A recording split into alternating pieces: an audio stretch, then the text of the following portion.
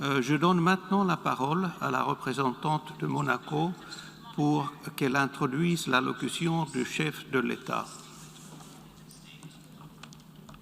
Je vous remercie, Monsieur le Président. J'ai l'honneur d'introduire l'allocution de Son Altesse Sérénissime le Prince Albert II de Monaco au débat général de la 76e session de l'Assemblée générale.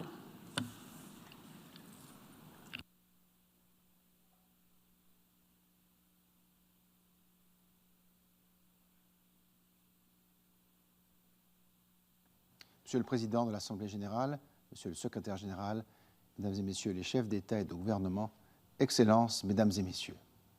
Pour la deuxième année consécutive, nous sommes contraints de tenir ce rendez-vous dans des conditions particulières, mais l'évolution de la situation nous permettra, je l'espère, de tous nous retrouver à New York l'an prochain.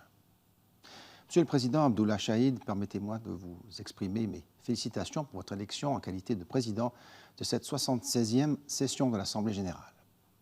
Je me réjouis qu'à travers vous, la voix des petits États insulaires en développement soit portée à ce niveau de responsabilité.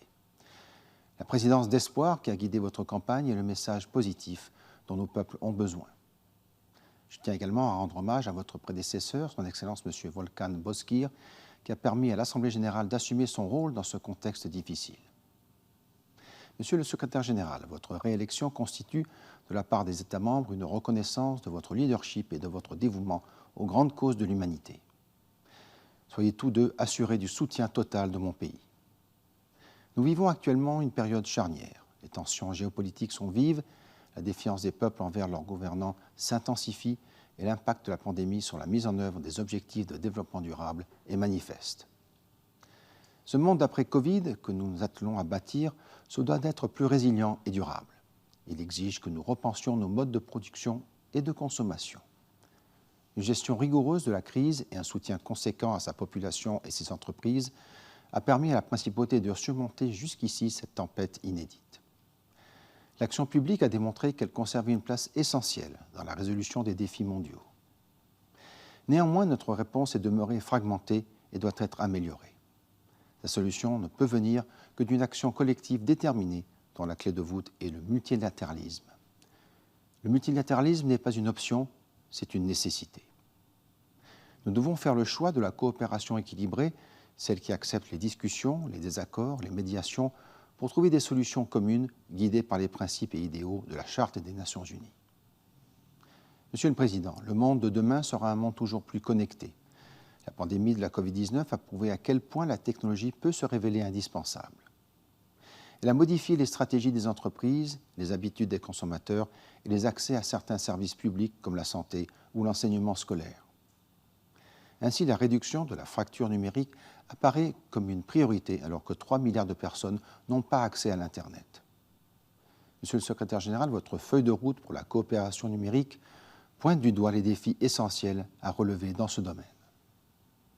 Il y a 3 ans, je lançais le programme Extended Monaco pour bâtir le Monaco de demain, plus écologique et mieux connecté.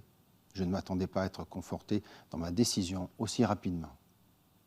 Mieux préparée, la principauté a su maintenir l'activité économique, ses services sociaux, éducatifs et culturels, même au plus fort de la crise.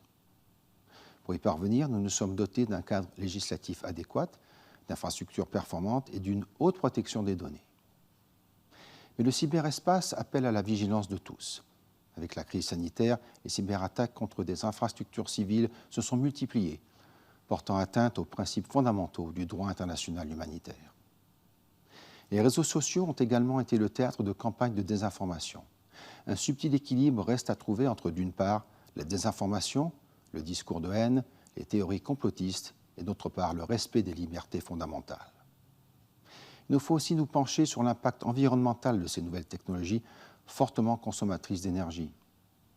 Monsieur le Président, les mesures prises pour enrayer l'épidémie ont également eu de lourdes conséquences sur la santé mentale et le bien-être des populations. Cet aspect a d'ailleurs été probablement sous-estimé. Il est essentiel que chacun puisse retrouver une vie normale. Pour un très grand nombre d'entre nous, un épanouissement personnel s'exprime aussi par la pratique d'une activité sportive. En tant que membre du Comité international olympique, j'aimerais aussi adresser mes félicitations et mes remerciements au Japon pour l'organisation des Jeux olympiques et paralympiques de Tokyo. Je tiens aussi à saluer le leadership du président du Comité international olympique, M. Thomas Bach, et ne peut que me joindre à lui lorsqu'il déclare que nous sommes toujours plus forts ensemble. Les valeurs sportives et la pratique d'un sport sont d'une importance cruciale pour le développement des relations humaines. C'est la raison pour laquelle le sport contribue de fait à la réalisation des ODD. Monsieur le Président, ne laissons pas la pandémie retarder la réalisation des objectifs de développement durable. Mon pays est résolument engagé en faveur de la réalisation de l'ODD numéro 2, ainsi que pour la décennie sur la nutrition et celle sur l'agriculture familiale. La pandémie a mis en lumière les inégalités inhérentes aux systèmes agroalimentaires. En consacrant un sommet aux systèmes alimentaires et un dialogue de haut niveau sur l'énergie, vous accordez à ces enjeux leur place fondamentale dans l'agenda politique, concilier le combat climatique et les besoins de 10 milliards d'humains en 2050. Monsieur le Président, Monsieur le Secrétaire général, Monaco poursuit sa transition énergétique pour atteindre l'objectif que j'ai fixé à l'occasion du 5e anniversaire de l'accord de Paris, à savoir une réduction des émissions de gaz à effet de serre de 55% d'ici 2030 et la neutralité carbone en 2050.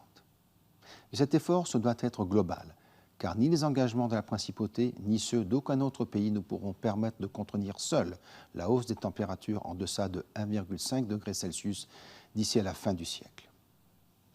J'appelle ainsi tous les États à faire preuve de la plus haute ambition lors de la révision de leurs contributions déterminées au niveau national dans la lutte contre les changements climatiques et à adopter des mesures fortes lors de la prochaine COP26 de Glasgow.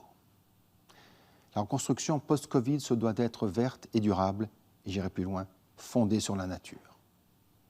La pandémie nous a rappelé à quel point la destruction des écosystèmes pouvait s'avérer coûteuse et dangereuse pour l'être humain. Monaco plaide en faveur de la mise en œuvre des mesures concrètes pour la protection de la nature. À ce titre, la COP 15 de la CDB nous offre une occasion unique d'adopter un cadre mondial ambitieux pour la préservation de la biodiversité. Monsieur le Président, Monsieur le Secrétaire général, je souhaiterais aussi évoquer plus spécialement la protection des océans. En ce qui me concerne, cette cause s'inscrit dans une longue tradition familiale, puisque les princes de Monaco ont fait preuve d'un engagement personnel fort pour nos mers et océans.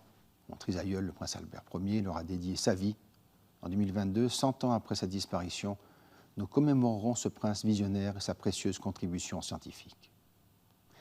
La décennie des Nations Unies pour les sciences océaniques au service du développement durable nous offre une opportunité pour une action collective en vue de lutter contre la dégradation des océans et les menaces provenant de l'activité humaine. Monsieur le Président, placer les plus vulnérables à la tête de l'agenda des objectifs de développement durable à l'horizon 2030, c'est reconnaître que les droits fondamentaux concernent aussi bien les hommes que les femmes. Pourtant, 26 ans après le programme d'action de Beijing, le récent forum Génération Égalité, porté par la France et le Mexique, n'a pu que constater la fragilité des droits des femmes, voire leur remise en cause. Dans le cadre de l'objectif numéro 5 dédié à l'égalité des sexes, Monaco concentre son action au niveau international sur la lutte contre toutes les formes de discrimination à l'égard des femmes. Je me félicite à ce titre de l'élection de la Principauté au conseil d'administration d'ONU Femmes et le fait qu'elle ait rejoint le groupe des Amis pour l'élimination de la violence à l'égard des femmes et des filles. Mon pays poursuivra aussi sa coopération en faveur des programmes de santé, d'éducation inclusive et d'autonomisation économique des femmes. Enfin, Monaco ne peut que saluer la récente nomination de la nouvelle mandataire mondiale pour toutes les femmes, tous les enfants, Mme Kersti Kaljulaid, présidente de la République d'Estonie, dont la noble mission sera de nous mobiliser sur les besoins en matière de santé des femmes et des enfants. Monsieur le Président, Monsieur le Secrétaire général, la crise que nous traversons aura mis en évidence l'importance de la science, de la technologie et de l'innovation et donné lieu à une accélération des découvertes et des collaborations scientifiques. Ces prouesses laissent entrevoir l'espoir d'une sortie de crise. Toutefois, nous avons pris l'engagement, il y a maintenant 10 ans, de ne laisser personne de côté. La promesse que nous avons collectivement formulée de construire un monde meilleur et durable est de notre responsabilité commune. Notre échec serait par conséquent une faillite commune, aux conséquences dramatiques. La Terre survivra à cette crise climatique comme tant de fois par le passé. L'humanité pourra-t-elle en dire autant ? Nous savons désormais avec certitude que le point de non-retour est extrêmement proche. Pendant trop longtemps, nous avons privilégié des considérations matérielles et politiques. Face à un risque existentiel, il n'est plus possible de temporiser. Il nous appartient de replacer le multilatéralisme au cœur de notre action, d'utiliser tous les outils à notre disposition pour accélérer la mise en œuvre du programme de développement durable à l'horizon 2030 et de répondre aux besoins de nos peuples et de la planète avant que nos excès ne deviennent irréversibles. Je vous remercie.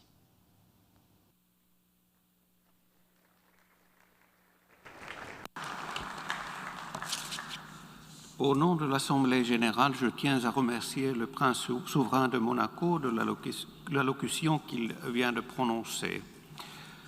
I now give the floor to the distinguished representative of Equatorial Guinea to introduce an address by the head of state.